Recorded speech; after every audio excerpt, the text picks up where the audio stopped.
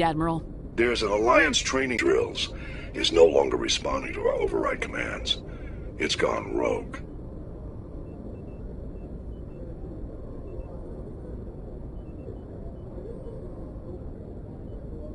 Are you telling me this computer is thinking on its own? We're not stupid, Shepard. This is a virtual intelligence, not a true AI. It's not self-aware, and it can't access any external systems. We didn't do anything illegal here. Virtual intelligence support is critical to our military success. VIs process thousands of status reports and react in nanoseconds. No human can do that. We need you to fight your way through the training ground of the VI core and manually disable it. Don't worry, Admiral. I'll take that thing out. I know Spectres answer the Council, but you're still human. You're still part of the Alliance military, and right now we need you. The VI controls all the facility's weapons, drones, and automated defenses. You're the only one that can pull this off, Shepard. Good luck.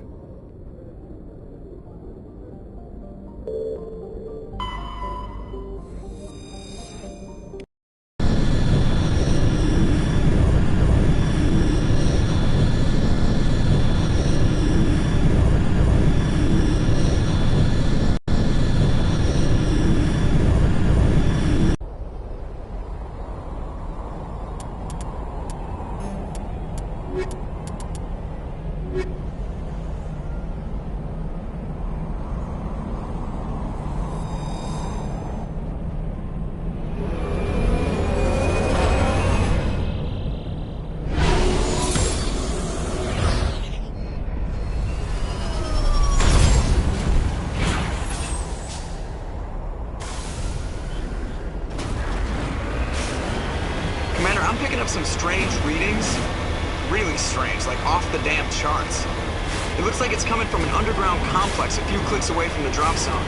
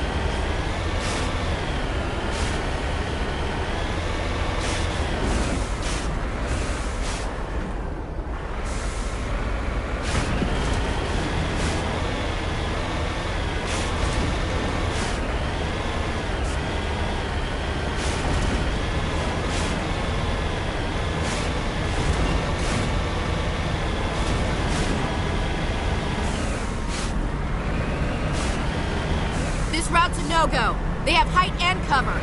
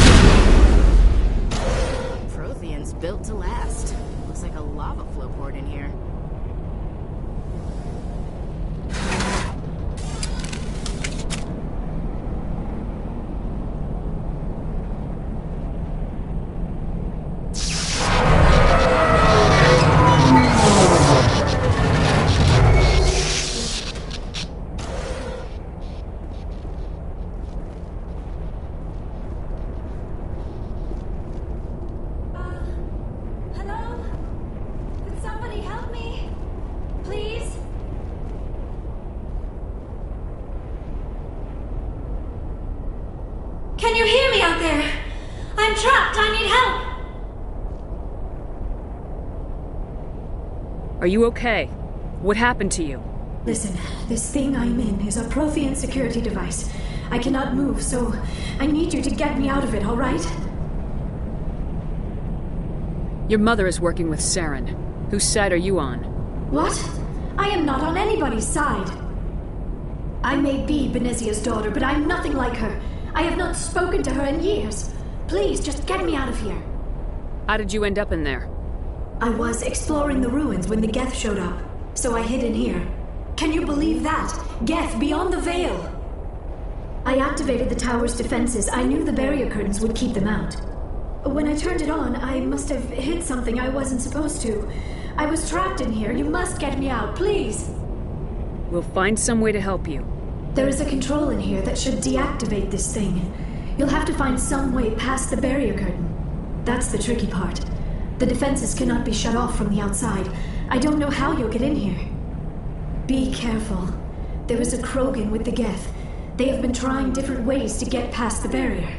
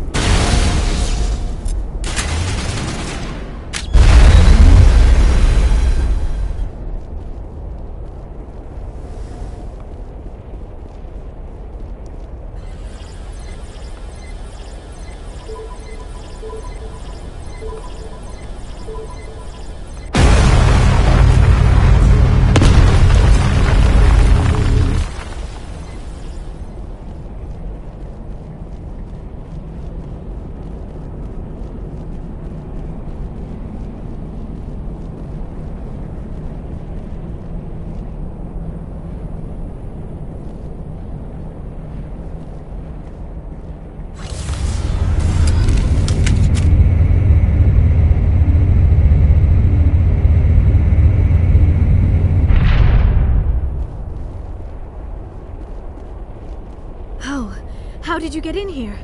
I didn't think there was any way past the barrier. We blasted through with the mining laser. Of course. Yes, that makes sense. Please, get me out of here before more Geth arrive.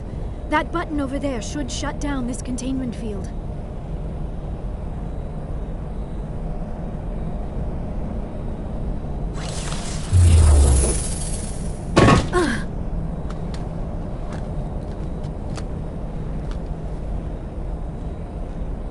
Any idea how we get out of this place? There is an elevator back in the center of the tower.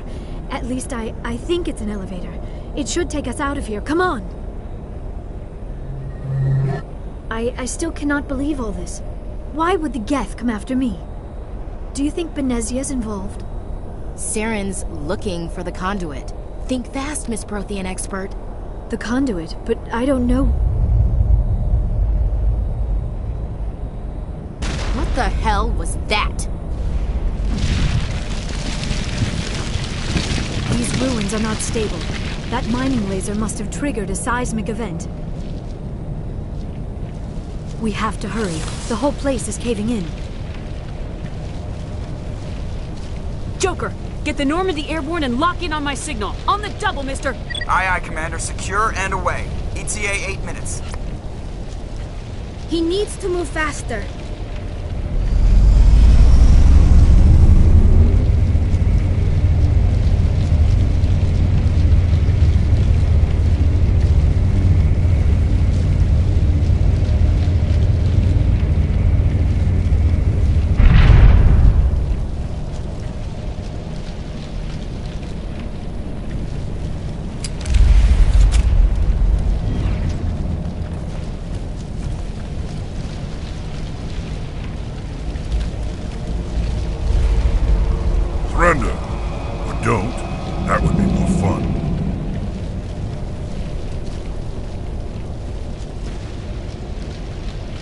reason you're in my way? The same reason you're here. The Asari. Thanks for getting rid of those energy fields for us. Hand the doctor over. Whatever it is you want, you are not getting it from me. Is this really the time? The atmosphere is perfect for a life and death struggle. Kill them. Spare the Asari if you can. If not, doesn't matter.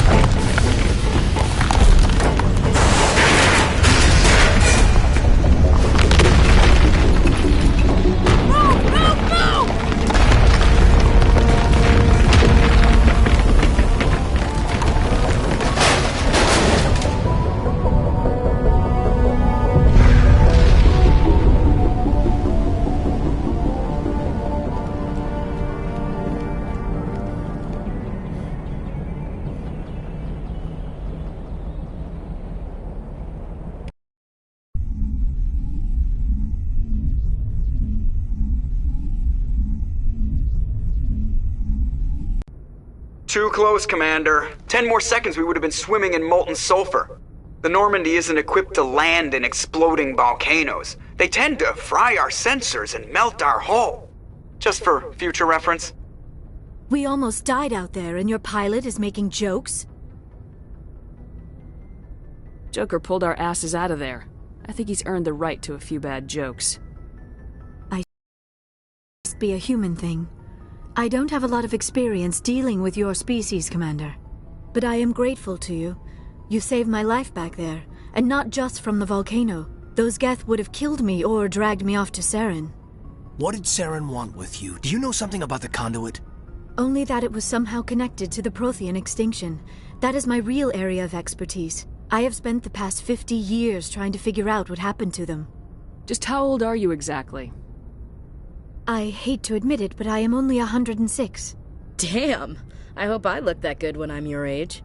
A century may seem like a long time to a short-lived species like yours, but among the Asari I am barely considered more than a child. That is why my research has not received the attention it deserves. Because of my youth, other Asari scholars tend to dismiss my theories on what happened to the Protheans. I've got my own theory on why the Protheans disappeared. With all due respect, Commander, I have heard every theory out there. The problem is finding evidence to support them. The Protheans left remarkably little behind. It is almost as if someone did not want the mystery solved. It is like someone came along after the Protheans were gone and cleansed the galaxy of clues. But here is the incredible part. According to my findings, the Protheans were not the first galactic civilization to mysteriously vanish. This cycle began long before them. Where'd you come up with this theory? I thought there wasn't any evidence. I have been working on this for 50 years. I have tracked down every scrap and shred of evidence. Eventually, subtle patterns start to emerge, patterns that hint at the truth. It is difficult to explain to someone else. I cannot point to one specific thing to prove my case. It is more a feeling derived from a half-century of dedicated research. But I know I'm right, and eventually I will be able to prove it. There were other civilizations before the Protheans. This cycle has repeated itself many times over. If the Protheans weren't the first, then who was? I don't know. There is barely any evidence on the Protheans, even less on those who came before them.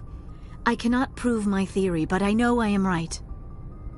The galaxy is built on a cycle of extinction. Each time a great civilization rises up, it is suddenly and violently cast down. Only ruins survive. The Protheans rose up from a single world until their empire spanned the entire galaxy. Yet even they climbed to the top on the remains of those who came before.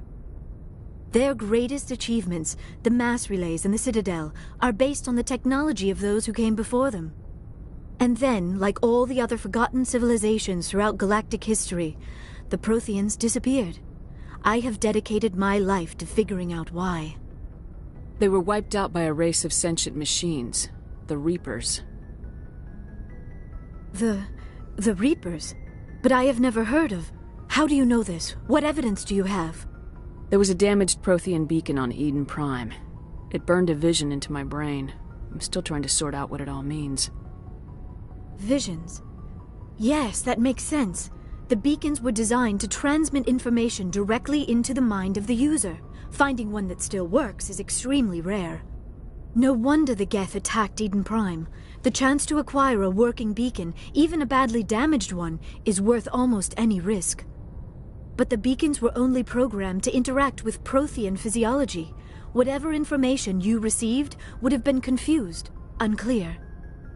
I am amazed you were able to make sense of it at all. A lesser mind would have been utterly destroyed by the process. You must be remarkably strong-willed, Commander. This isn't helping us find Saren, or the conduit. Of course, you are right. I am sorry, my scientific curiosity got the better of me. Unfortunately, I do not have any information that could help you find the conduit, or Saren. I don't know why Saren wanted you out of the picture, but I think we'll be a lot better off if we bring you along. Thank you, Commander. Saren might come after me again. I cannot think of anywhere safer than here on your ship. And my knowledge of the Protheans might be useful later on. And her biotics will come in handy when the fighting starts. Good to have you on the team, Liara. Thank you, Commander. I am very grateful. Oh, I am afraid I am feeling a bit lightheaded. When was the last time you ate, or slept? Dr. Chakwa should take a look at you. It is probably just mental exhaustion, coupled with the shock of discovering the Protheans' true fate.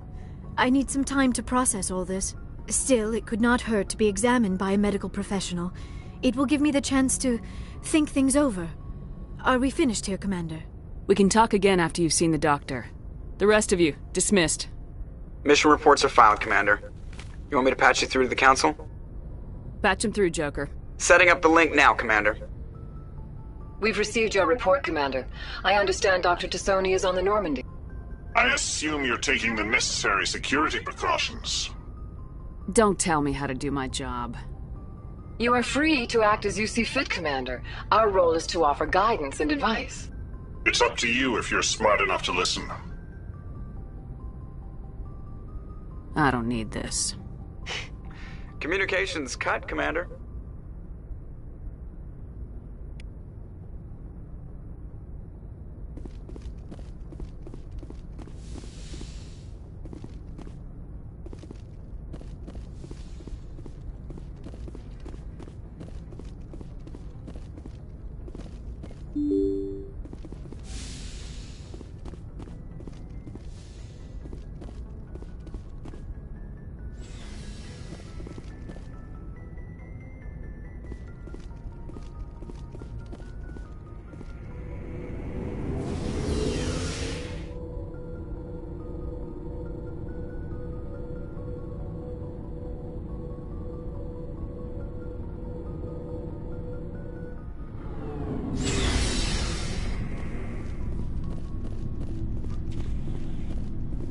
Commander, how are you?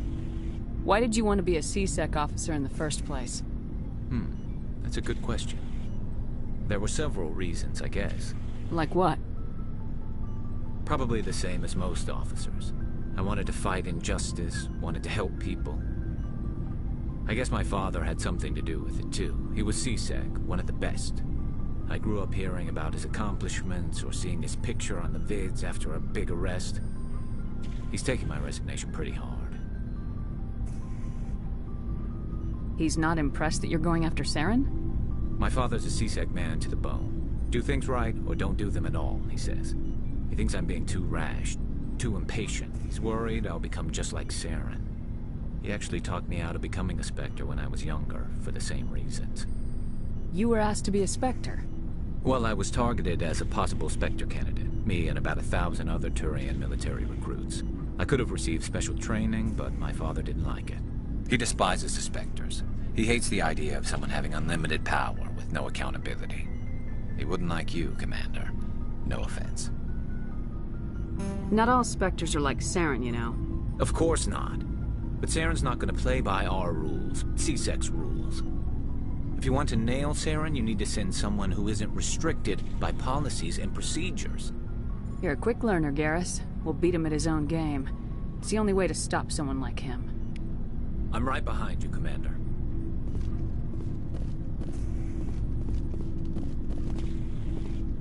So, we've got Saren on the run. It won't be long now.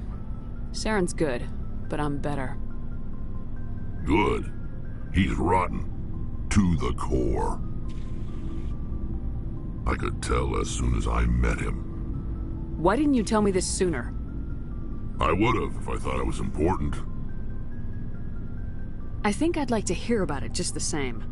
This was a while ago. A bunch of mercs were bragging about a job out near the edges of the Terminus systems. They said it paid well and the boss was never around to ride them. They said he was looking for more men, too. So I checked it out. I didn't know Saren was openly recruiting mercs. It wasn't that open, and he only showed his face once. We'd been raiding ships in the area for months when we took out this massive cargo freighter.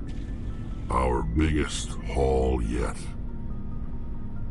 I was on board checking bodies for valuables, looking for some extra credits. That's when I saw him. What did Saren want with the ship? I don't know what he wanted.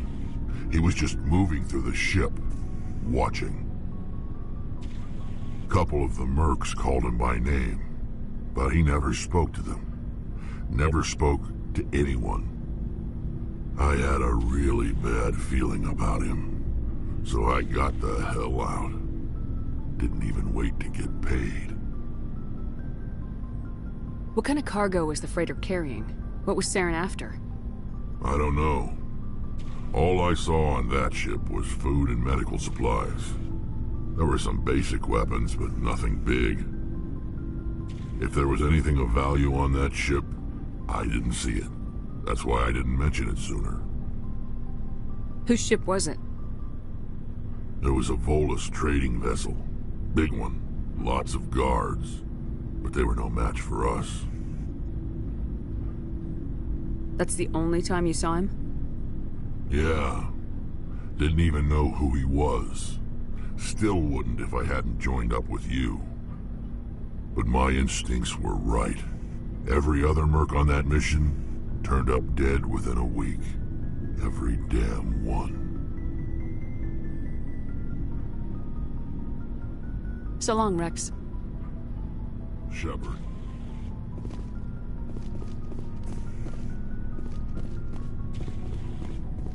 Looking for supplies?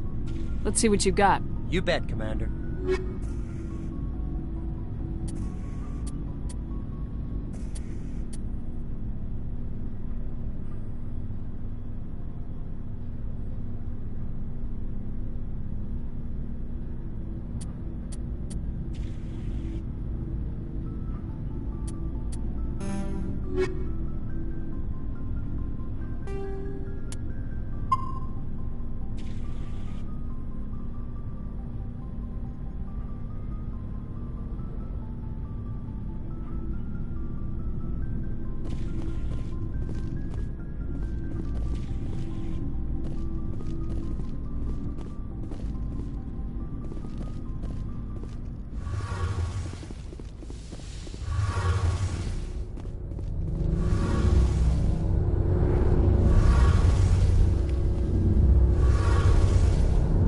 Your ship's amazing, Shepard. I've never seen a drive core like this before. I can't believe you were able to fit it into a ship this small. I'm starting to understand why you humans have been so successful. I had no idea Alliance vessels were so advanced. The Normandy's a prototype, cutting-edge technology. A month ago, I was patching a makeshift fuel line into a converted tug ship in the flotilla. Now, I'm sitting on board one of the most advanced vessels in Citadel space. I have to thank you again for bringing me along. Traveling on a vessel like this is a dream come true for me. I had no idea you found ship technology so interesting. It comes with being a Quarian. The migrant fleet is the key to the survival of my people. Ships are our most valuable resource. But we don't have anything like this. We make do with cast-offs and second-hand equipment. We just try to keep them running for as long as we can. Some of the fleet's larger vessels date all the way back to our original flight from the Geth. I can't believe your fleet's still using ships that are 3 centuries old. They're constantly being repaired, modified, and refitted. They aren't pretty, but they work. Mostly. We've tried to make ourselves as independent as possible on the flotilla, grow our own food, mine, and process our own fuel. But some things we just can't make on our own. A patch to maintain the hull integrity requires raw materials we just don't have. That's why our pilgrimages are so important. Tell me about your people. Our lives aren't easy. Resources are scarce, and we are constantly on the move. Everything we do must in some way contribute to the continuation of the migrant fleet. There are 17 million Quarians in the flotilla, and each of us relies on the others for survival. The bonds among my people are strong. Unfortunately, we have had to surrender many of the freedoms and civil liberties other species take for granted.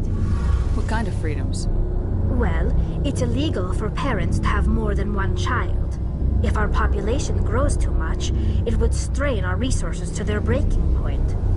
Of course, we also can't allow our numbers to become too few. If our population is in decline, the rule against single births is temporarily repealed. In extreme cases of population decline, incentives are even offered to encourage multiple births, though the Conclave hasn't had to take such measures in nearly a century. That's your government. The Conclave is our civilian branch of government. Each ship can elect a representative to serve on the Conclave and make decisions that affect the fleet as a whole. On matters that affect an individual ship, however, the captain has the final say. It's a tradition that dates back to the early days, when the fleet was governed by martial law. Fortunately, most captains nowadays are smart enough to have an elected council from their crew to give them advice and guidance. So the ultimate power rests with elected officials? In practice, the Conclave and the respective council for each ship tend to set the rules that govern our daily lives. But in theory, we are still under military jurisdiction. The 5 top-ranking military officials in the fleet serve on the Admiralty Board. These 5 have the power to overrule any decision by the Conclave in case of emergency. To do so requires unanimous agreement among the Admiralty, and they can only do this once. After that, the entire board must resign their posts. It's a safeguard that served us well.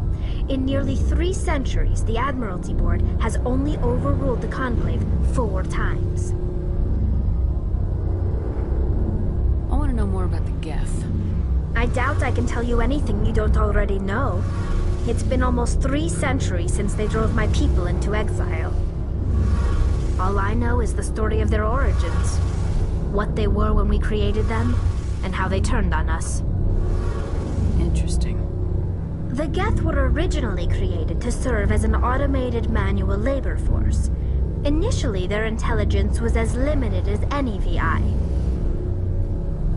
Over time, we made small modifications to their programming to allow them to perform more varied and complex tasks, bringing them closer and closer to true AI status.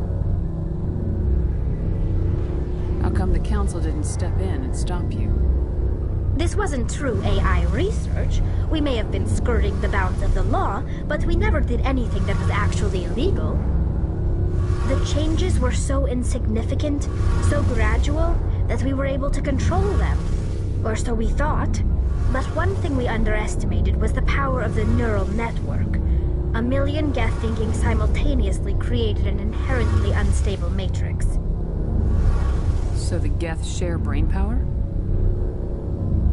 Many of the Geth's logic systems were designed to work in concert with other nearby Geth. Basically, the more of them you have in a group, the smarter they are. So there's some sort of group consciousness? No, nothing like that. They cannot share sensory data or information. Their programming cannot handle that much simultaneous input. Each Geth maintains an individual awareness and identity. The neural network only operates on a process-based level. It's basically the synthetic equivalent of a subconscious. But when they're in close proximity, they can coordinate low-level functional processes, freeing up more capacity for original or independent thought. That doesn't make any sense. I'm probably oversimplifying. The Geth are incredibly advanced and complex creations. All you need to know is that they get smarter when they gather in large numbers. As we built more and more Geth, their effective intelligence became more sophisticated, more abstract. One day, a Geth began to ask its Quarian overseer questions about the nature of its existence. Am I alive? Why am I here? What is my purpose? As you can imagine, this caused a near panic among my people. I don't see what's so bad about those questions. The Geth were created to engage in mundane, repetitive, or dangerous manual. That's fine for machines, but it won't satisfy a sentient being for long. The Geth were showing signs of rudimentary self-awareness and independent thought. If the Geth were intelligent, then we were essentially using them as slaves. It was inevitable the newly sentient Geth would rebel against their situation. We knew they would rise up against us, so we acted first. A general order went out across all Quarian-controlled systems to permanently deactivate all Geth. The Geth responded to this order violently. Hey, you can't blame them for fighting for their survival. We had no other choice. The Geth were already on the verge of revolution. By acting quickly, we had a chance to end the war before it began. The hope was that most of the Geth would still be little more than machines, incapable of organized resistance. But they had progressed much further than anyone anticipated. The war was long and bloody. Millions upon millions of Quarians died at their hands. In the end, we were forced to flee our own homeworld. We feared the Geth would pursue us, but they never came beyond the Veil. Now we drift through space, exile searching for a way to reclaim what was once ours. It's hard to feel sorry for you. We made a mistake when we created the Geth in the first place, but we did not make a mistake when we went to war against them. If we had not acted, they would have wiped us out. They're a synthetic life form. They have no use for organics. None. Why do you think they cut themselves off from the rest of the galaxy? Why do you think they've killed every organic being who's ever tried to contact them? I didn't mean to offend you. I'm sorry. I didn't mean to get so worked up. Most Quarians tend to have pretty strong opinions about the Geth. I want to know more about the pilgrimage. When my people reach maturity, we leave our birth ships and seek acceptance with a new crew. It's necessary to maintain genetic diversity among the fleet. But no ship wants to accept someone who will be a burden on them. So, to prove our worth, we embark on a pilgrimage. We set out alone, leaving the flotilla and our families behind us. We only return once we have found something of value we can bring back to the fleet. This is presented as a gift to the captain of the respective ship we wish to join. If the gift is accepted, we are welcomed into the crew. Can a captain choose to reject the gift? That doesn't happen often. Most captains are eager to increase the size of their crew. It increases their own standing in our society. Even when the gift is not particularly valuable, the captain usually accepts it out of a sense of tradition. However, there is a stigma to presenting a substandard gift.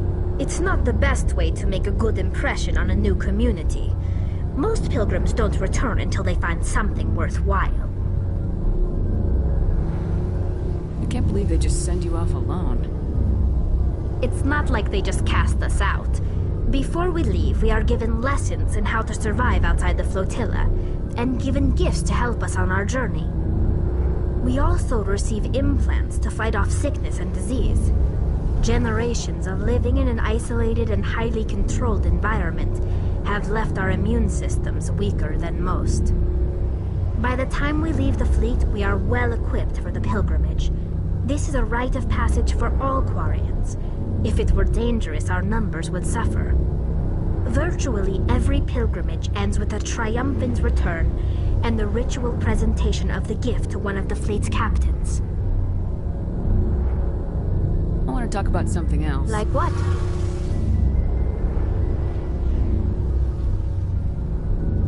I should go. See you later.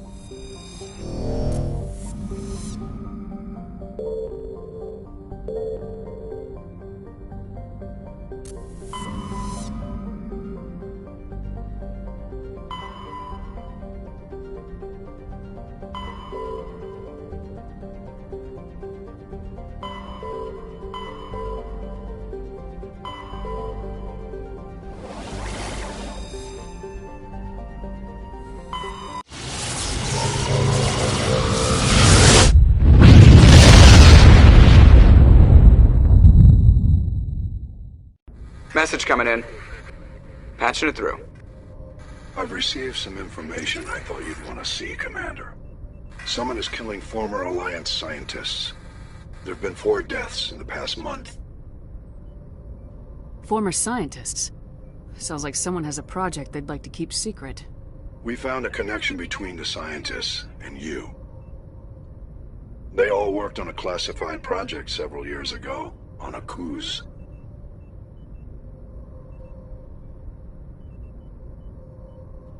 This can't have anything to do with what happened to me on Akuz. Those Thresher Maws killed dozens of soldiers. If this was more than just an accident, we need to know. Commander, Shepard, what you do with this is up to you. I just thought you'd want to know. There was one other scientist on the project, Dr. Wayne. I'm transmitting his last known coordinates.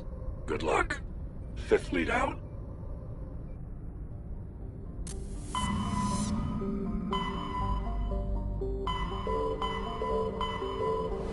Message coming in from the brass at Arcturus. Patching it through. Normandy, Admiral Hackett here. We're getting reports of a marked increase in Geth activity in the Skyllian Verge. Surveillance drones have identified Geth outposts on 4 different planets in the Armstrong cluster.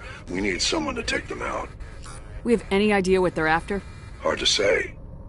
They may be just gathering intel on us. Or maybe they're setting up staging grounds for hit-and-run attacks on human colonies. It could be the first wave of an invasion. Let's hope not. We need someone to investigate this, Shepard. Finding Saren is still your top priority, but you've got experience fighting the Geth. You're the logical choice to take out these outposts. We're transmitting all the locations of known Geth outposts in the Armstrong cluster to the Normandy now. Admiral Hackett out.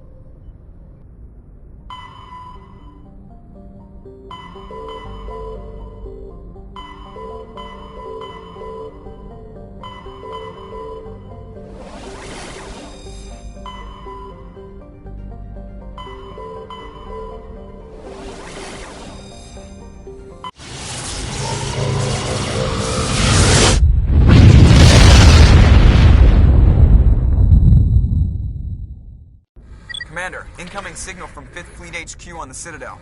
Commander Shepard, something uncomfortable has just come up. In the First Contact War, we fired a lot of espionage probes into Turian space. We just received a mission-complete burst from one of them. Where's it been in the meantime? No idea. Lost in transit. These probes were built in a hurry after First Contact. What makes this uncomfortable? When these probes were launched, we didn't have any idea who we were fighting. We didn't want to risk aliens examining our technology. The probe has a demo nuke built in. A 20-kiloton tactical fusion warhead. About equal to the bomb dropped on Hiroshima back in the 20th. If somebody finds that probe, tampers with it, you don't need me to finish, Commander. I understand this must be handled, but I don't have anyone trained to deal with this sort of thing, sir. I know. I wouldn't ask if it wasn't important. These probes have been classified for 26 years. The Council will call fusion bomb booby traps dangerous and irresponsible. The Alliance would face censure if they find this probe. I'm asking you because the Normandy can get on site quickly and quietly. It's in the Voyager cluster. It's in the Voyager cluster. That's the opposite side of the Alliance from Turian space. How did it get there? I don't know. It's possible someone recovered it safely and brought it there. It's also possible it got very badly lost. It could have been wandering the relay network since the war. We'll get on it immediately, Admiral. I appreciate that, Commander. Fifth Fleet out.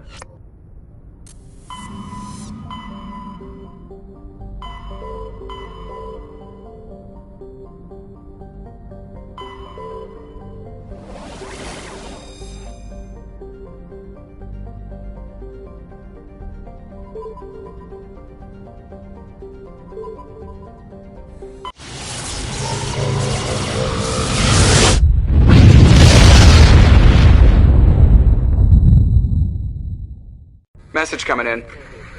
Patching it through. Commander Shepard, my name is Nasana Dantius. I have a job for you. I can't say any more in an unsecured communication. If you're interested in hearing my offer, meet me on the Citadel so we can talk in person. I'll be waiting in the Diplomat's Lounge on the Presidium.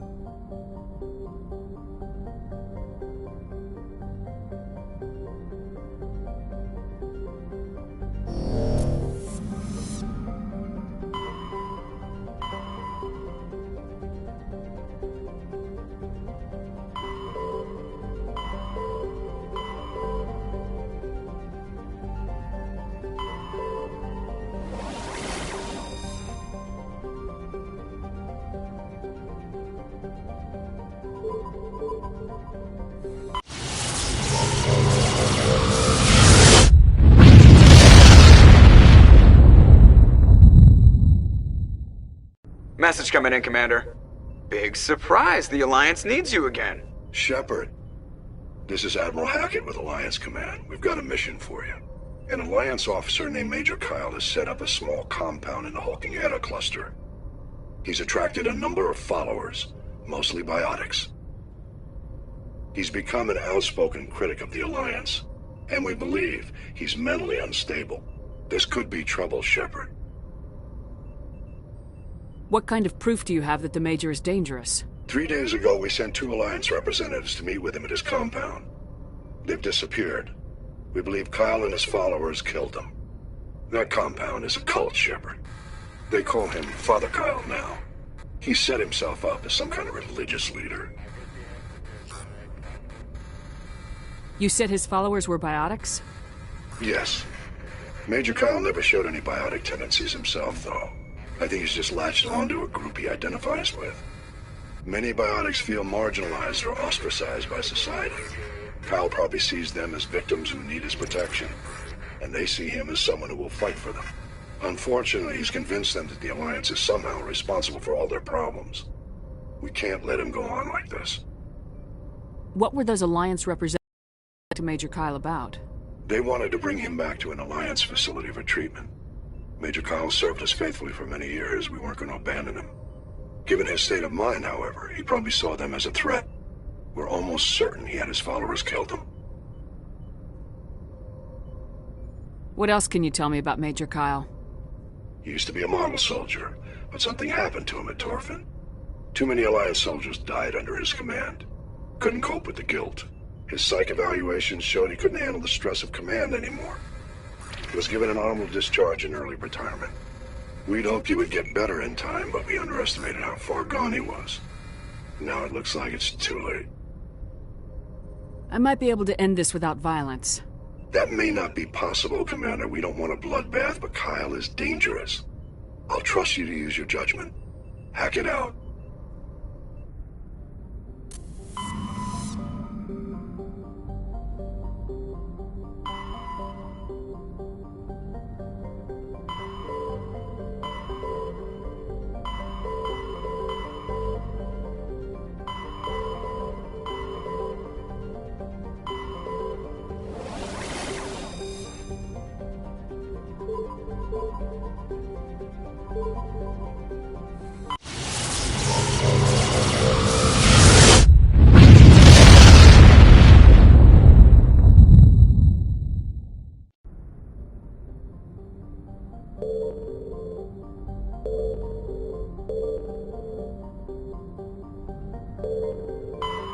Commander, I'm picking up a signal from the planet's surface. It looks like an automated distress beacon.